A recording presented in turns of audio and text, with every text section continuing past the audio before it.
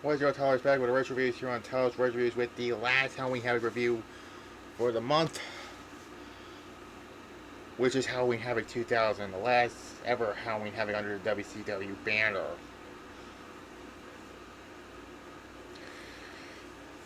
Yep, this happened.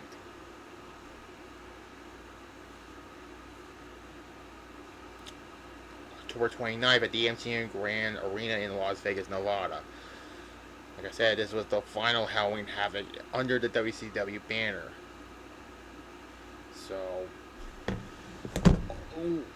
like I said, next month will be Survivor Series reviews, which is starting next week. And next,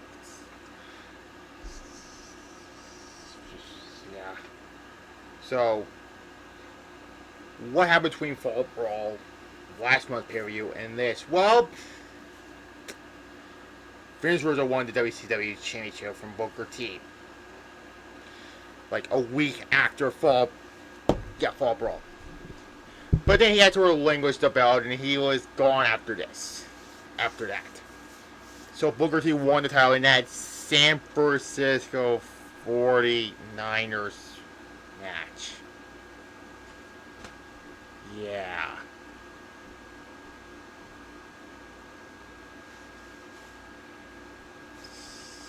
The less I say about that whole thing, the better. And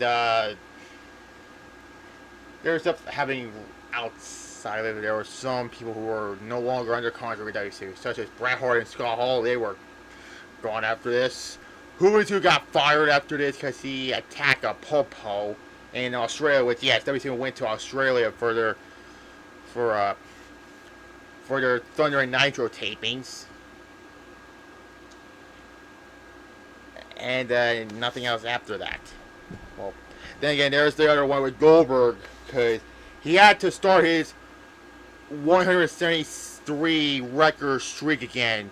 And if he wins, he gets a title shot. But if he loses, or he breaks the record rather, he gets a WCW title shot. If he loses, he's fired.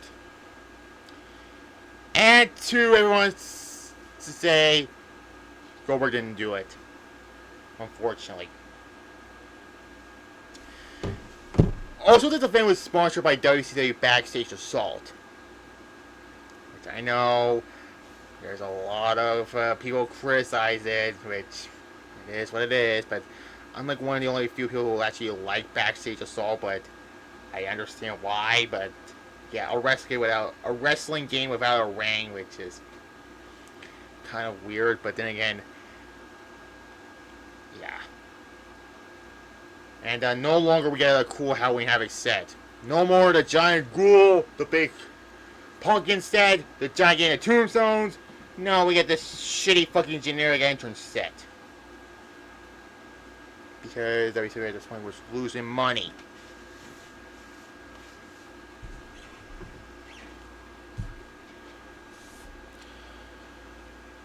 Regardless of that, let's talk about Halloween Havoc 2000. Which is, again, the final Halloween Havoc under the WCW banner. So, yeah.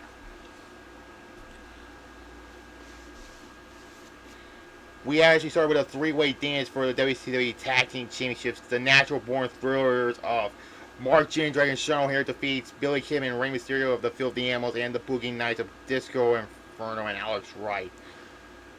This was actually a good tag team title match, though. Even with fucking Disco Inferno in it. So, yeah.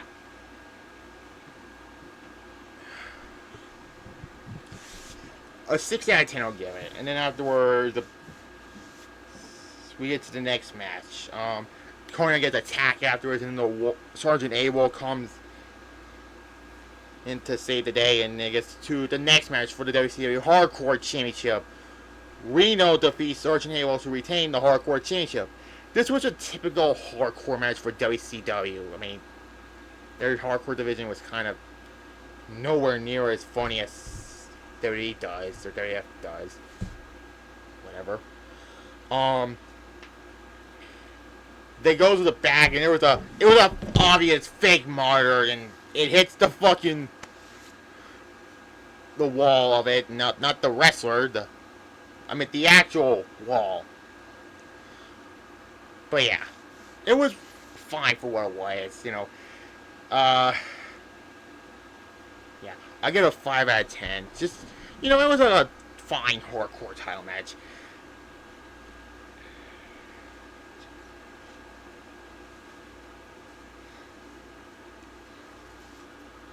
And then, more of these natural born thriller stuff, because then afterwards, Shawn Stacey and Chop Palumbo comes out, and they all gang up on him, and then Lieutenant Logo and Corporal Cajun stays today, and it's led to the next, the unofficial match. And there was a pre-taping stuff, which shows Shawn Stacey and Chop Palumbo not in their wrestling gear.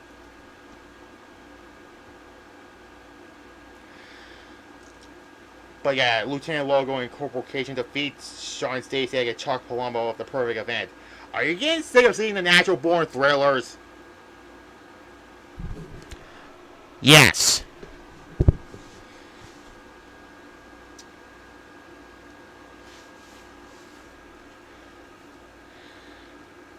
Still, this wasn't a great match. I'm just being honest here. A 3 out of 10.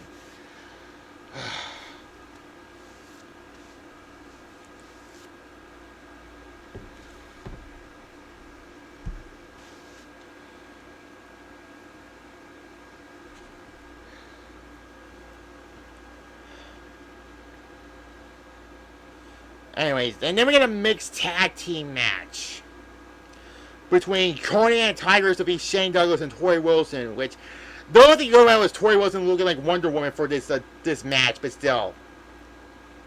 One for the look, and that was it. The match sucked.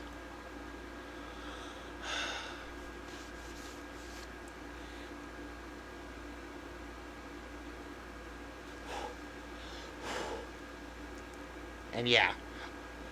Then we got a First Blood DNA match, which the whole story with who was Stacy Keibler's, who was the father and all that, which, spoilers, we did not know who it was. So Buff Bagwell defeats Dane Flair in this fucking match. I'm not going into all details about that. Brian Sane did a video on his review of this, or remastered of it, if you want to see the remaster of it. But still. So Buff wins by hitting Dave Flair with a fucking chair shot to the head, which that's really cringes me. And then afterwards, Lex Luger comes in, and because WCW, he attacks Buff Bagwell, and again, Bagwell was not the father after that, because there's that. I got a 0. It was bad. Oh, speaking of bad, we get a kickboxing match between Beyond Boring Mike Sanders defeating Ernest Miller by a fucking count out. And keep in mind, this was for the commissionership. So Shane Douglas got involved in this match. He hit Ernest Miller with the chain. You thought that's going to be the finish, right? The ref wasn't looking, right? No. For some reason, it still continues after the third round it happened. Then Ernest Miller gets counted out. On the outside of the ring. That's not how fucking boxing matches work. Again, don't have fucking boxing matches in wrestling events. 0. Seriously, I was like, what the fuck, man? So yeah, your new WC commissioner is Beyond Boring Mike Sanders. That's Marky D's word for it, not mine.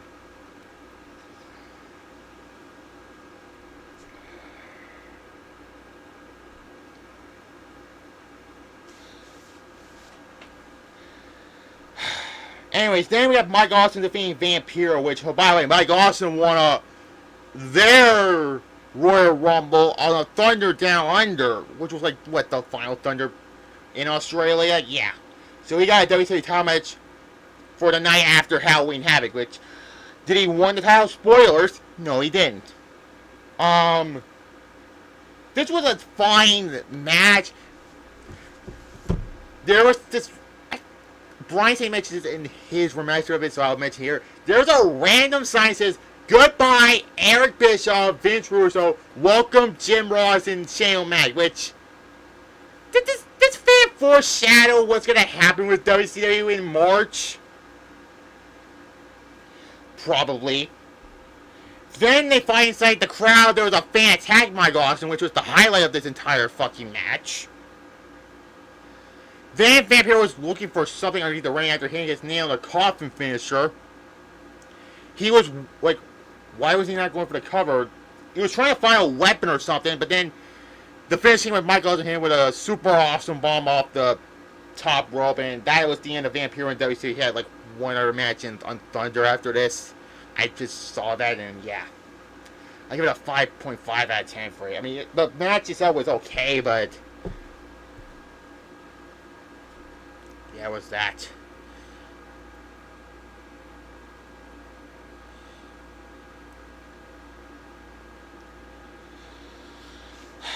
Anyways, then we got a handicap match for the WCW United States / Canadian Championship.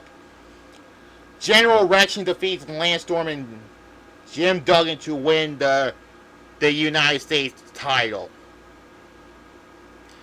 This story will not end after this. It will go into Mayhem. More than what I talked about in December. The two I didn't talk about, which was Mayhem 99, Mayhem 2000, which I'm going to talk about those next month. As well as Starrcade 98. What's the other one? It's a WCW related theme. No spoilers. Although you will see in my community tab at some point later next month, but still, no spoiler on that. Again, you gotta.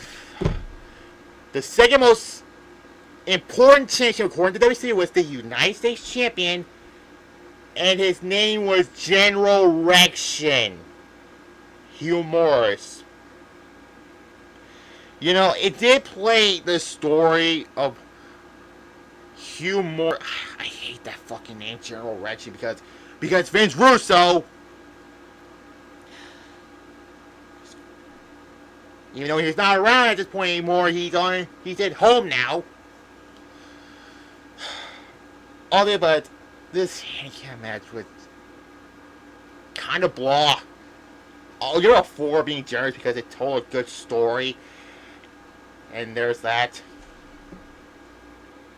And then we get the first of the 3 big matches that was promoted on the introduction of this pay-per-view, which was this, the World Title match, and the handicap match between Goldberg and Chronic. Yeah. I'll talk about that in a moment. But after the World Title match. Then we got a wild Slapnuts appears. Jeff Jarrett defeats Sting. You know, I know a lot of people are going to say, what the hell was this whole fucking thing? Now, Jeff Jarrett plays, you know, server Sting to play mind games with Sting. And this led to, you know, what happened at Fall Brawl where Jarrett attacked Sting and Sting returned the favor in his match. Then the match happens. Sting and Jeff Jarrett were wrestling each other. And then for some reason, here comes like a bleach-blowing guy with neon green tights. And Sting took him out with a Scorpion Death Drop on top of the entrance stage. The generic entrance stage. Not the one we used to see for Halloween Havocs. And of course, it's a typical Jeff Jarrett as they go inside the crowd. Then I got another Sting. Bleach-blowing pink tights. He comes through the crowd and he gets his ass kicked by Sting. Scorpion drop to him. Then here comes Wolfpack Sting, who for some reason was clapping the fans, and then Sting beat the shit out of him and hits him with a Scorpion Death Drop. And then Jarrett comes in with a baseball bat and hits him with the bat. And then they get back inside the ring. Then Sting was going to give Jarrett the Scorpion Deathlock. Then here comes Crow Sting underneath the ring, which, oh, by the way, I didn't notice it. The fourth fake Sting was Chris Harris. When have I seen this before? The build to Final Resolution 2006? Yeah, he pulls Sting underneath the ring, and we all thought Jared's master plan would work this time. Nope. Sting gives him the bloody mess and throw him out of the ring. And then the lights went out when Sting was going to give Jared the Scorpion Death Drop to him, and for some reason there was a random ref bump from Slick Johnson when the lights went out. There goes another Sting who looks like a midget compared to their others. And Stevie Ray, who by the way goes on commentary saying, this guy's worse than all of them. He gets Scorpion Death Drop through the announcer's table.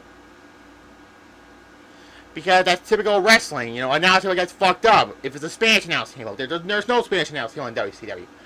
Then, the fourth fake Sting, Chris Harris, hits Sting with a guitar. Sting no-sells it. He beats him up. Then Jeff Jarrett gets in the ring with his Slap Nuts guitar. Sting said, oh, I'm dead. 1, 2, 3. And I was like, that's it?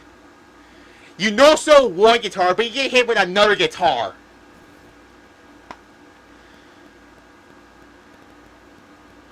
Like,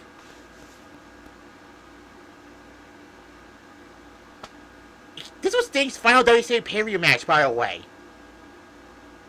And also, a lot of people saying this is like a blueprint for the Firefly Funhouse match. You could argue that. So, I get the story. Jared played mind games with Sting, with all Sting finding his past and all this. But not an all-in-one fucking match. I'll be fair. A 4 out of 10. Because it's Sting versus Jeff Jarrett. I mean, but this could have been so much better if it was just one run-in and not 5 run-ins. But still, in the finish, a fucking guitar shot. I know Jarrett's name with Slapnuts guitars, but seriously? If you want a good Sting Jarrett pay match, Bound for Glory 2006 is the one you look for.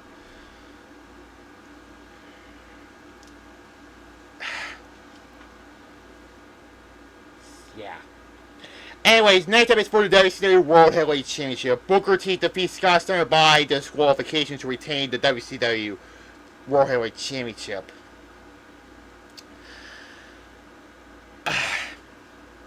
Scott was basically owning Booker T throughout this entire match, but then he fucking goes nuts like Steiner does. He beat up referee Charles Robinson and gives him the Tree of Woe.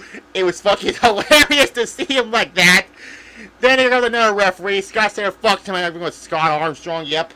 And then Slick Johnson comes in and calls for the disqualification. Scott Steiner hits him in the face with a fucking lamp pipe and he takes out $2 security, and Jeff Jarrett tries to calm him down, and that was it.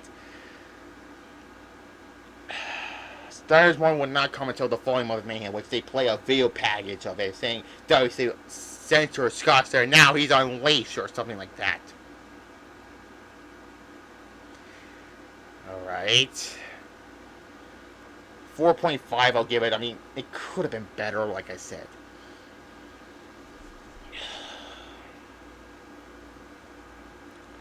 Finally get the main event, the handicap elimination match, and the stipulation, of course, if Goldberg loses, he is gone from WCW. Goldberg basically destroyed Chronic in this match. It was a Goldberg squash, like everyone said. Now, like I said, Russo give Goldberg this ultimatum if he breaks the 170, in his words, 176-0 record, but although they don't fucking know what the actual number is, but in reality, it's not really 170 something. So he was facing guys who had no fucking chance of ending Goldberg's career. I mean, come on. He's facing guys like the Harris brothers, Chuck Palumbo, Eli Skipper, fucking David Flair. Like, you really think those guys are gonna beat Goldberg? No fucking way. And then Chronic was a heel team now, and throughout this night, Goldberg had a kayfabe concussion in this match. it didn't matter anyways because Goldberg spears Brian Clark through the table. It was a nice looking spear through the table, by the way, and eliminates Brian Clark. And then Brian Adams comes in, gets a little bit of offense on Goldberg. Goldberg spear, jackhammer. That's it. I'll give it 5 points for being a Goldberg squash, but I'm not ranking this entire match. Yeah, that's Halloween Havoc 2000. I mean, it was slightly better than New Blood Rising. I would say that again, like 5 years later after the original. But it's still, I would still give it a 3 point. I'll give it a 3 out of 10. Slightly worse than 1995, but whatever. So next week is Survivor Series reviews. It'll be the 1996 Survivor Series, where The Rock debuted on that night, and there's that, and that'll be that. So subscribe to the notification bell on this channel, so you will see that review. Tomorrow will be my SmackDown review on my main channel, so subscribe to the notification bell on that one. And there. Like this video, comment below, subscribe to this channel, notification bell, and happy early Halloween to everyone watching this also, if you're going to watch this video. And there. Like this video, comment below, subscribe to this channel, and notification bell as well. So there. Bye-bye.